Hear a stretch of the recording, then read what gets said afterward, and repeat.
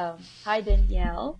Uh, Hello. good, good morning, good afternoon, good evening. I'm not sure which part of the world are you in right now. I'm in Is Tampa, it Florida. Florida? Okay. So my name is Nicolette. I am the creator for the podcast titled "You're Worthless."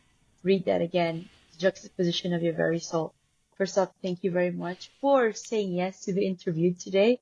When I read your profile, I could definitely immediately relate to the topic of burnout and juggling few things. I don't have kids of my own, but I can imagine how tough it is to be in organization, Fortune 500, and then with kids, and then and all your own things. So thank you for that. I would like to, as part of my ritual, I'd give an introduction of all my speakers to our listeners today. So, hello everybody. We have Danielle Cobo here today with us. She has over 15 years of corporate experience in the medical tech and biopharmaceutical industry. She knows how to build high-performing teams that increase sales, productivity, and employee retention. Her expertise include corporate resilience and heart-centered leadership. Danielle is the best-selling author of Unstoppable Grit, Break Through the Seven Roadblocks Standing Between You and Achieving Your Goals, and also hosts the globally top-rated podcast, Unstoppable Grit Podcast with Danielle Cobo. So she is a fellow podcaster. I have a lot to learn from her. As a former Fortune 500 senior sales manager, she propelled her team to number one national ranking, even amid the upheaval of downsizing, restructuring, and acquisitions. When her husband, a Black Hawk pilot in the army, was deployed in Iraq for a year, she had to learn to balance a demanding job while keeping up with her two twin boys, who possess more energy than a squirrel after a triple espresso. what a what a wonderful um life there, Danielle. So could you tell us, before we dive straight into the questions, like what was it like growing up as Danielle Cobo? So I had a very, I would say, beautiful, but also a broken upbringing for my upbringing. I was raised by a single mom who was resilient and she role modeled for me determination, motivation, grit, and tenacity. She was a single mom raising a 5-year old while going to school full time, while working as a server, waitress. And she went from having absolutely nothing to rising the corporate ladder and becoming a senior sales manager for a pharmaceutical company in the 1990s. So as a female and being in a leadership role wasn't as common in the 1990s. And she really showed me what possibilities are. And I see that was the beauty of my upbringing is she showed me what was possible and she was a strong, independent role model for me. I also see the brokenness of my upbringing was my mom took me from my father when I was 2.5 years old. So my dad came to pick me up. They had gotten divorced. He came to pick me up, and our house was completely empty, and he didn't know where I was. And I ended up not meeting my father until I was 15 years old. So there's a lot of my upbringing where I felt that I was unworthy of love. I thought that he had chosen another family. The narrative that was fed to me was we got divorced, he had chosen another family. I thought I wasn't good enough as a daughter. I wasn't lovable. I was always fighting for my mom's attention. And so that's where that upbringing of wanting to always seeking validation from others was because of the upbringing that I had. Mm, that is actually the essence of my podcast. Talk a lot about self-worth and self-esteem issues, and just a bit of a sharing before we go to some of the questions. I started this podcast because of my own trauma, and that was after my divorce back in 2019. And then I threw myself after with me, I a relationship did not work out for me, so I put that aside and threw myself into working, and I had my burnout. So in that hands, that's why I started my podcast. So I can really resonate with that, Danielle. So, um, can you share with us how has your life experience helped you actually develop that grit and tenacity? I believe that my grit and tenacity was a combination of it being innate within me, but it was nurtured and it was role modeled for me. So my mom role modeled it. She showed me when when you set a goal and you work towards your goal and you put action in place towards your goal, you can accomplish it. So she role modeled grit for me. She really showed me what possibilities are out there.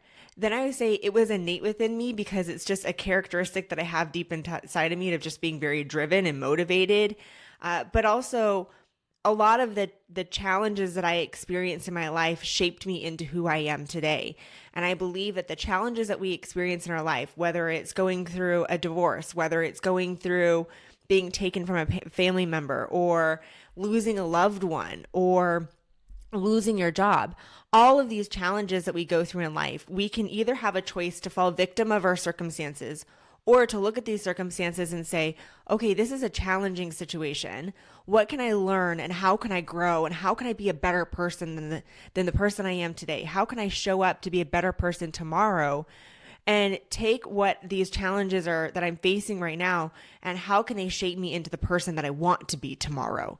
And so that's why I say it's a combination between the three of really how I developed this grit throughout my life. There's been so many challenges that I've faced throughout my life, whether it's been taking from my father, whether it's been battling postpartum depression after the birth of my twin boys, to uh, a series of events that took place in 2020 where I had lost my mom. My husband had just returned home from a deployment. I was in a very toxic work environment where I ended up leaving a company after 7 years, and my identity was tied to my job title, my paycheck, and I tied Yeah, who I was to everything, the accomplishments that I had. And what that's I've right. learned through the all of these experiences is everything's meant to happen the way that it's meant to happen. And it's because of the challenges that we go through that we become a stronger person if we're willing to put the work in. Hmm. I think that's the keyword right there. We're willing to put the work in. Because um I don't know, Danielle, what about you? But for me, like I also had some series of events all through my life. Like my parents were I come from I'm very blessed, come from a loving family. So all throughout my marriage, although they were opposing of it during the start, and then until I got divorced, my dad was like, "Okay, I told you so." But they still accepted me back as their daughter, so I'm very grateful. But it's like it's sort of like switch or change my narrative to being resilient means you can't step into your femininity. Like I don't know, people view me as that. It's like I'm intimidating, so I carry myself in a different way. And it's I wouldn't say it's like I think I've known now not to settle, but I can't help there are people who actually like not I ask my friends, like also my sister said, what do you see in me? It's like, you exude very there's this energy of sometimes you come off very strong, quite strong. So I don't know, what is your take on that? On coming across strong, Yeah. I think there's a difference between coming off strong and coming off confident. Mm, Sometimes people come across strong because they're guarded and they don't want to be vulnerable and let people in. And then there's other times where people come across as confident and assertive and knowing what they want. But I believe it's important that you know the difference between the two. I know that sometimes earlier in my life, before I really learned the power of vulnerability, I was very guarded in my life. I was so scared of being hurt again by I'd been hurt by my mom with the lies that she had told me, and I'd been hurt by my dad by thinking that he had abandoned me. So for many years of my life, I was very guarded and right. came across as being, I guess you could say, strong in this sense, but strong but lacking connection with people. It was hard for people to get to know me. And it was because I wasn't willing to be vulnerable, because that was my defense mechanism of protecting myself from getting hurt again. And when I finally released this guard that I had and started to show up vulnerably and talk about, there's been times where I've battled postpartum depression after the birth of my twins, and just the heartache that it was getting through that, and going through 16 weeks of cognitive behavioral therapy, and working towards journaling, and doing everything that I possibly could to get through that time period so that I could show up as the best mom that I wanted to be. Or the challenges that I've faced of feeling like I was an imposter in starting a business, that I was the insecurities that I had of comparing myself to others, or the insecurities of the worth that I was tying to a job title and awards and the accolades that I had. When I started to show up and start talking about, hey, here's the challenges that I've overcame. And there's a difference between showing up and talking up your challenges and saying, woe is me, or you can say it in a very inspiring way, like, hey, these are the challenges that I went through. I've experienced imposter syndrome. I've experienced perfectionism. I've been guarded in my life. I've been scared to let people to get to know me because I didn't want to get hurt. And this is where it's hurt me in my life. Here's maybe where some areas it's helped me in my life, but here's where it's really hurt me in my life. And here's the lessons that I learned from it. And this is how it's helped once I've moved past it and I've learned to overcome perfectionism and imposter syndrome and release my guard and really be vulnerable. I've learned that I've been able to connect with people on a deeper level. I have my book, Unstoppable Grit, and it's Break Through the 7 Roadblocks Standing Between You and Achieving Your Goals. And it's so interesting that when I was a manager for a Fortune 500 organization, and they did a 360 performance review, which is basically they interview everybody on my team, they interview everybody that I worked with on a peer level, and then they interviewed the people that I reported to. So they interviewed 23 people, and they had them fill out like a 40-question assessment on me and my leadership skills.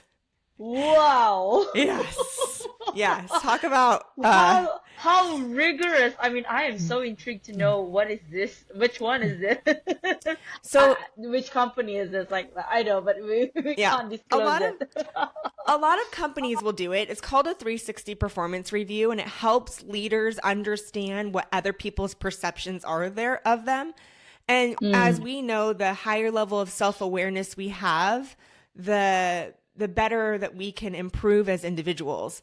And it was really hard because one of the feedbacks that came back was, okay, yes, she's a very driven, she's a great manager in these areas, but one of the feedbacks that came back was she is guarded and not vulnerable and not authentic.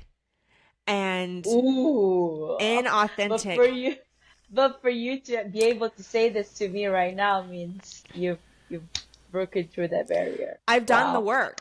And it's interesting now, full circle, that the number one thing that people say to me when they're reading my book is, we appreciate how vulnerable you are in the book. That vulnerability is something you don't see very often. So I've learned that vulnerability is the key to connection, is the key to showing up and being somebody that people want to be around, because you're authentic. Vulnerability is authenticity. And so I really had to do the work towards it. It wasn't something that came easy to me. I had to release the guard. But it's been so powerful, because when people tell me we really appreciate the vulnerability in my book, I'm like, okay, good. Because it was really scary writing it. There's some stories in there that my husband didn't even know. I've been married to my husband 11 years, and there's stories in there that my husband had not heard of. There's stories in there, my best friend of 20 years, she's like, I had no idea that you had gone through some of these things. And now she says, I just have a different level of appreciation for who you are and what you've gone through, and why you are so inspired to do the work that you do. Wow. I just got the chills. You're such a wonderful human being, Danielle. Thank you. What an inspiration. Yeah. So let's go back to the topic of burnout. So, what are the signs of burnout? Signs of burnout. And yes, signs of burnout, and people should start looking out for it. Like you can be in in that rat race and just don't know, you just get sucked into it day to Mhm. day. Yeah, until you drop dead. We hope not. Well, there's the physical signs of burnout and there's the emotional signs of burnout. So Mm. I go through let's talk about the physical signs of burnout. We know that when you are experiencing burnout, that our body will physically communicate to us when we're stressed, when we're overwhelmed, when we're burnt out. But a lot of times we just move past those signs. So in my book, one of the exercises that I talk about, the flow of my book, Unstoppable Grit, is it shares a story, it shares a learning lesson, and then it shares practical advice on how you can apply the learning lessons to your own life. I want people walking away from reading this book going, I have tangible advice that I could apply to my life to transform my life. That is the flow of the book. And one of the exercises in the book is called the weekly body scan. And so you stand in front of a mirror and you look in the mirror, and there's many times throughout my life where my body has shown me the signs of burnout, but I just ignored them. So you stand in front of the mirror and you look at your hair. Is your hair lifeless? Is it dull? Is it shedding? Like, are you losing more hair? I know that when people are experiencing a lot of stress, a lot of times we'll start to shed more hair than we normally do. Then you go down to your face. Is your face, if your face is dull, it could be that you're not hydrating your body enough. And 2% dehydration, just 2% dehydration affects our mental fatigue and our mental clarity. So if your skin is not that glowy, dewy skin that it's supposed to be, it could be a lack of dehydration. We always look at Jennifer Mm. Aniston. I'm like, why does she always look so beautiful? Why does her skin just always look? Divine. Yeah. Well, she drinks a gallon of water per day. A gallon of water per Wow. day. Our brains are made up of 80% water. And so if we're not drinking enough water, we're not hydrating enough, then we're going to be experiencing mental fatigue. That is going to be causing burnout. Because then Mm. we're trying even harder to focus when we're already dehydrated and experiencing mental fatigue. So I say, go to your face. Then you look at, do you have any acne breakouts? That could be a sign of either hormones or it could be a sign of stress. Then go down to your neck and your shoulders. Are you experiencing an increase in headaches or migraines? Are your shoulders raised or are they Stiff. relaxed? Yeah. Yeah, my husband, he Yeah. knows I'm really stressed. When I'm really stressed, I raise my shoulders and my husband will come up behind me and he'll take his hands and he'll push my shoulders down. And I'm like, ooh, okay. I'm stressed, That's stiff. clearly. Yeah. So those are the signs. When I was in medical sales, I would break out every third quarter in hives on my chest because I was so stressed. Yes, trying No. to hit my quota. It was always the hardest quarter was during the summer months. So that is a sign of stress and burnout. Then go to your stomach. Are you having a hard time digesting your food? Is there always anxiousness in your stomach? Like all of these are the physical signs of burnout. Now, these are the physical signs. A lot of times this is a prolonged stress and overwhelm that is creating the physical signs. But if we're able to identify the emotional signs early, we can prevent the physical signs. So there's 7 signs of emotional burnout that I talk about in the book. But let's just take one of them, complaining. Do you get in a cycle of despair? When we start complaining about other people, complaining about our lives, we begin to focus on what's not working in our life versus focusing on being grateful for what is working in our life. And that is a sign of burnout. And burnout, I believe, is a result of having a lack of passion and purpose in what we're doing. It is not tied to how much we're working. Because I can tell you right now, as an entrepreneur, I've probably worked more hours than I did before, but I don't feel burnt out because I'm passionate about what I do. I have a purpose in what I'm doing. Versus if Yeah. you could be working 25 hours a week and feel burned out if you are lacking the passion and the purpose in what you're doing. You can work 60 hours a week and not feel burnt out because you're so passionate about what you're doing. It feels like a passion project more than it does feel like a job or work. So I think it's Yeah. important for us to understand what causes burnout, what are the emotional signs of burnout, and what are the physical signs of burnout. Mm. So So for you, how long did you experience your burnout until you took the step to leave that your environment? Well, for me, the time that I experienced the most burnout was after the birth of my twins. So Ah, for us, right before my twins were born, we had a flood in our house. So we were already in a situation where their bathroom, their nurseries were flooded. A toilet had overflowed and flooded into both of their bathrooms. So we were in construction. Then we were supposed to be done by the time that they were born, but they were born 6 weeks early. Then when they oh, so they're born 6 weeks early. Oh, it gets worse. Okay, oh, they're born really? they're born 6 weeks early. They spend 17 days in the NICU, the Okay. neonatal intensive care unit, and they were hooked up to feeding tubes. They were hooked up to oxygen. They didn't have the lung capacity to breathe on. They would forget to breathe is what would happen. They weren't able to feed themselves, and they would forget to breathe. So the alarms would go off. We'd have to unwrap them, tickle their feet, and get them to like wake up and breathe again. And they would need to go 3 days of breathing on their own and not desaturating in order for them to go home on their own. So that was the stress of them being born 6 weeks early, the stress of the NICU, and in that experience of thinking you're going to go home with your babies. Then as soon as they get home, it takes an hour and a half to feed one, an hour and a half to feed the other. Then I'd Another have an one. hour break. And I would do this round the clock every 3 hours as they needed to eat, because they were 4 pounds, 10 ounces, and 5 pounds, 3 ounces. They didn't have the stomach capacity to hold food for a long period of time. So they needed to eat on the dot every 3 hours. And because they were premature, they needed to be on premature, like slow flow bottles. So it would take them a long time to eat.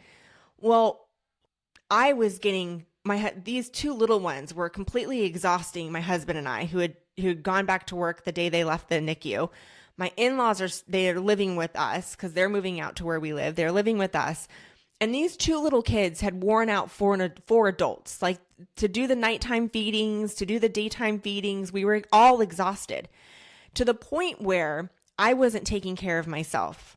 I was so exhausted that I wasn't eating. And when I would eat, I would get so depressed and anxious over the nighttime feedings and not getting enough sleep that I would eat my food and I would just throw it up right away, because I just was so stressed and overwhelmed with what was taking place.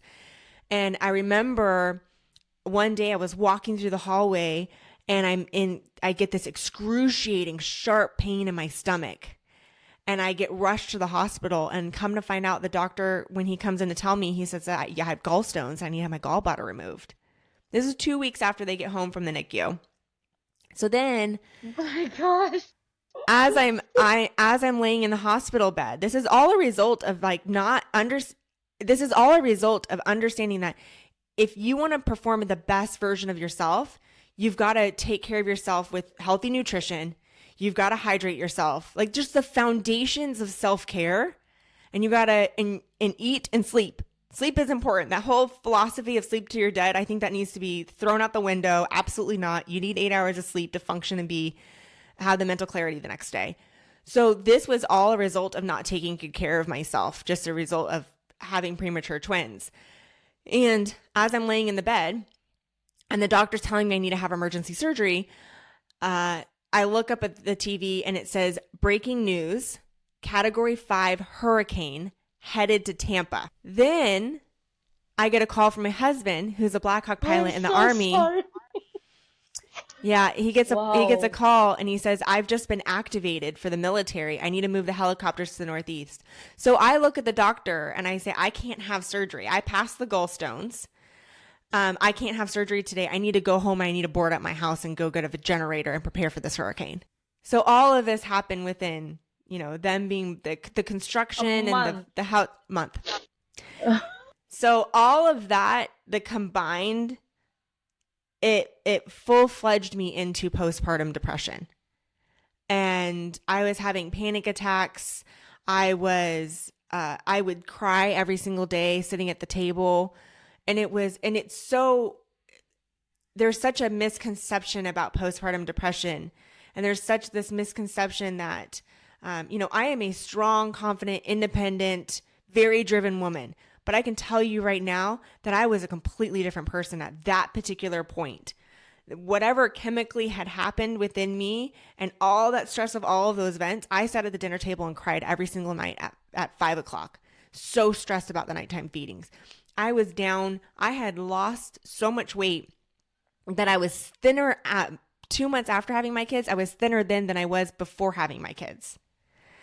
And so I share this story because I think it's so important. Number one is that sometimes we go through things in life and we may experience depression, and it's not a reflection of who we are. It could just be a very difficult time that we're going through.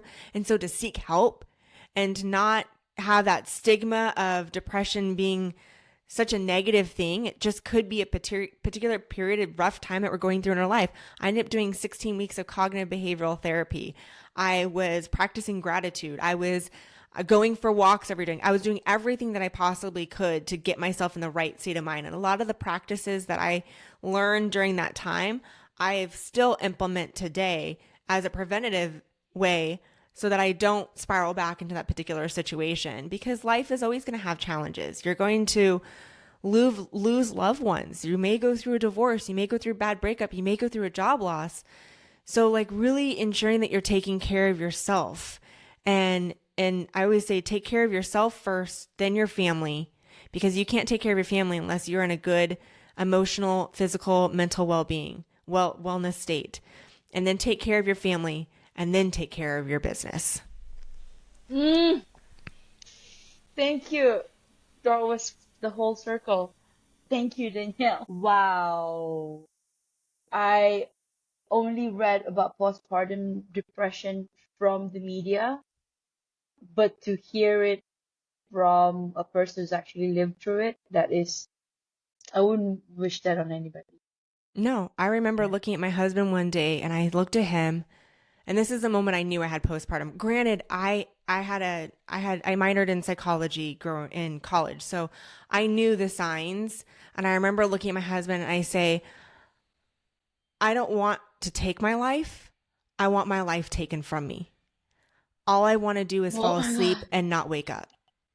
I was so overwhelmed and stressed. And that's when I looked at him and I said, I need help. That help. Yeah. And it's so important. It is okay to ask for help, because now, I did the work. I put the work in. I got the help. And now a year after all of this took place, a year after that, my husband deployed to Iraq for a year. I was still leading a team for a Fortune 500 organization, traveling 60% of the year. And I was the primary caregiver for my 1.5-year-old twins. And it was Oh, because wow. of what I learned, because I asked for help, the techniques and the strategies and the tips that I learned going through those 16 weeks of cognitive behavioral therapy, and just my own experience of recovering from that helped prepare me for that time period when he was deployed. And I'm like, if I have gone through postpartum, I can go through this deployment. This is Yeah. temporary. Wow. Danielle, that was so moving. Wow. Okay. When it comes to adapting to change, what steps should a person take? So there's the 5 stages of grief that one of the psychologists, and I'm blanking on her name right now, I have also been up late last night because my kid is sick, sitting on the couch sick right now. Oh, I'm so So, okay. I'm well, so you know what? sorry. That's the thing. When they're born premature, they get sick all the time. So, I'm blanking on the psychologist's name, but she studied people that were going through grief, and there's the 5 stages of grief. And I believe that you can take these 5 stages, and you can also apply them to the 5 stages of change, adapting to change. So anytime that change occurs, let's say you go through a job loss, the first step is denial. Or actually, I'm going to use the example of when my husband first told me that he was going to deploy for a year. I was in denial. Like, there's no way that he's going to deploy for a year. I'm going to have to quit my job. I was in denial of that this was actually going to take place. It's something that we talked about. In the military, there's a possibility of them deploying. Not everyone deploys, but there's a high possibility that they might deploy. And you talk about it, but it doesn't really sink in until it actually happens. Until it And happens. Yeah. yep. And so the first step is denial. And then the second step is anger. I was angry at him for joining the military. I was angry at the military for deploying him. Like, why him? Then you go into the third stage, which is bargaining. And that's the what ifs. Well, what if he doesn't come home? What if he doesn't deploy? Maybe there's a change of heart. Maybe they're going to take somebody else. Then you go through the depression state, like this, am I going to be able to do it? And the sadness of learning that he is going to be gone for a year. And then finally you get to acceptance. And so anytime that you're going through a change in your life, a lot of times we'll go through these 5 steps. They're not always in order. We may go through one faster than the other, but anytime that you are experiencing any change in your life, know that the 5 steps are denial, anger, bargaining, depression, and eventually acceptance. The whole goal is that we get to acceptance as quickly as possible, because acceptance is where we've accepted that there are certain things that are out of our control. There are certain things that are in our control. Let's focus in on what's in our control so that we can make a plan to move forward and not get stuck in the circumstances that are out of our control. Right. So basically, anybody is faced with change, just go through that 5 stages. Perfect. Okay, so Danielle, what is next for you? Oh, what is next for me? So Mhm. right now, my book just came out. So right now it's hit Congratulations. bestsellers. Thank you. It's hit bestseller in work-life balance in business, career guide, job hunting, women in business. So I need to read that. right now it's a big focus on the book. Wow. And the reason why I'm putting such a big focus on the book is because my hope is that the readers find themselves in the pages of the book, and that they read the stories, and they may not be able to relate specifically to that postpartum story, but maybe they can relate to a story or a time where they've felt depressed, or maybe they've gone through any hardship in their life. I talk about several different things in there. So my hope is that the readers find themselves in the pages and they walk away with practical strategies that are going to help improve their life. I want transformation. I want to be able to make a positive impact in the people's lives and know that we are more capable than we think that we are. And instead of comparing ourselves to others and thinking of like, well, other people are more successful, or they're prettier, or they're this or they're that, more than of what we think that we are, let's start taking some of these stories and going, if this person's gone through it, I can go through it too. There is no difference of me than any other person. It's just that, are we willing to put the steps in place to move forward? Are we willing to do the work? Are we willing to ask for help? And so that's a big focus right now. I'm also hosting my podcast, Unstoppable Grit, where we share stories of people who have overcome adversity and they've had grit and they've thrived, and they really talking about the mindset shifts that are available so that we can really thrive in all areas of our life. And I'm doing a lot of speaking engagements. So that's kind of where the future of where I am now.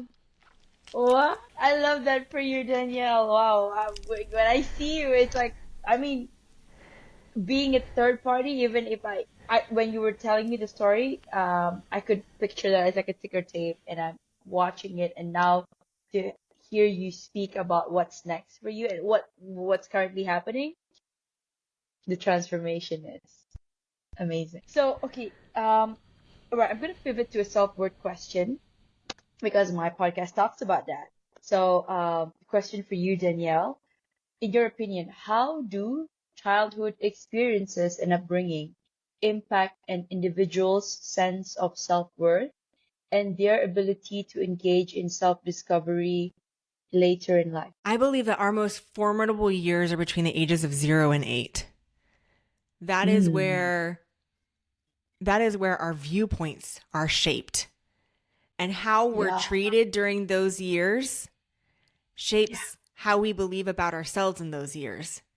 So you think about, there's a gentleman that I know that he takes his daughter out ever so often throughout the year. He takes her out, they get all dressed up and they go to dinner, and he opens the door for her, and he brings her a flower and takes her to dinner. And think about what that's teaching her about worthiness, on how she should be treated by a man. And And I do the same thing with my boys in a different capacity. We go and they go in my closet and they're able to pick out whatever ball gown that they want out of my closet. And we go on date nights. And Wow. we go on date nights and they get to pick the location, and I'm showing them like the quality time of spending with each other, and how important it is to have that quality time together. And I even give them the card and they pay. How old are your boys? They're How old are 6. your They're kids? 6. Yeah. I mean, they're young. But they even Wow. learn, we go through a drive-through, we go to a restaurant, they order their own food because it's teaching them the skill sets of speaking up for what they want. And as simple as it is of them ordering their own food at a fast food restaurant, but it's them learning to look at somebody in their eyes and say, I'd like to order this, and to speak up. And those skill sets that we learn early on in Express life. their truth. Mm-hmm. Yeah. Yeah. And it's so important. And that's why I say the most formidable years are the first years of our lives. And so, as I've shared, because my dad wasn't in my life, for many years, I thought that I was unworthy of unconditional love. I thought that I wasn't worthy of all that. Now I have a great relationship with my dad now, and I've done a lot of the work where I do know that I am worthy of unconditional love. I know what unconditional love is now that I've become a parent. And I know that, you love your kids no matter what. That's unconditional love. They're going to make mistakes. There's going to be times where you're going to want to pull your hair out because they're not listening and they're running around the house and they're, not listening to the following directions. But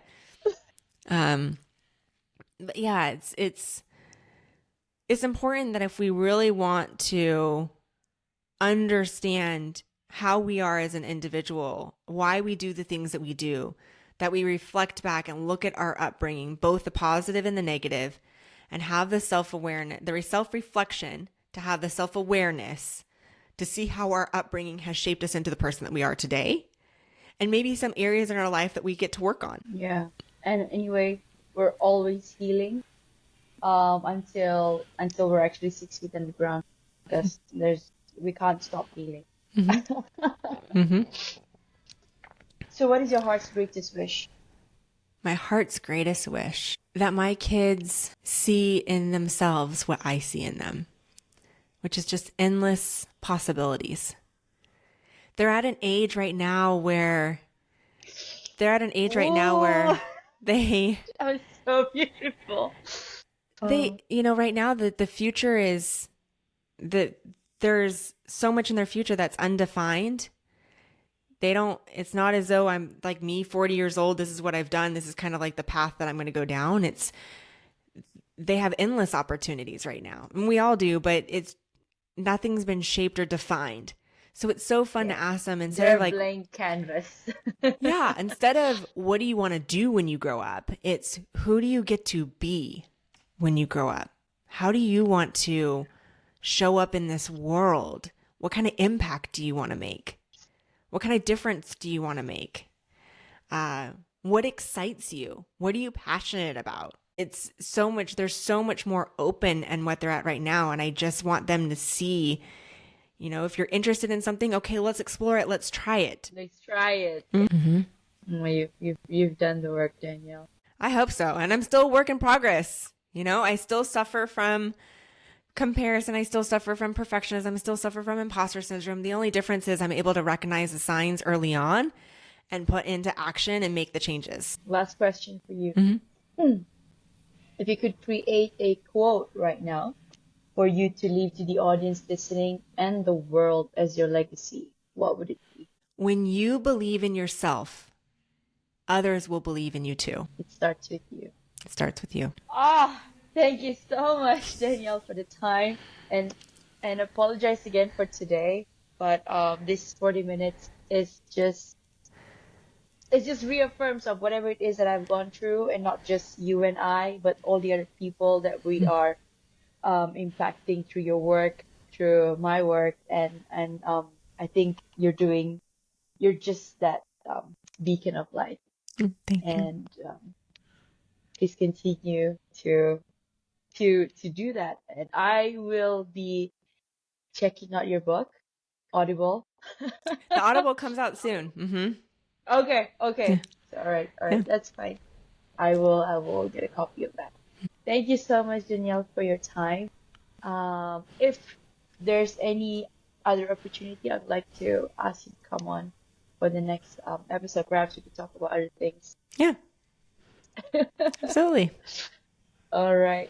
Thank you. And Thank you. once this airs, I Hmm. will tag you and you Okay. can share it on your social media. Okay.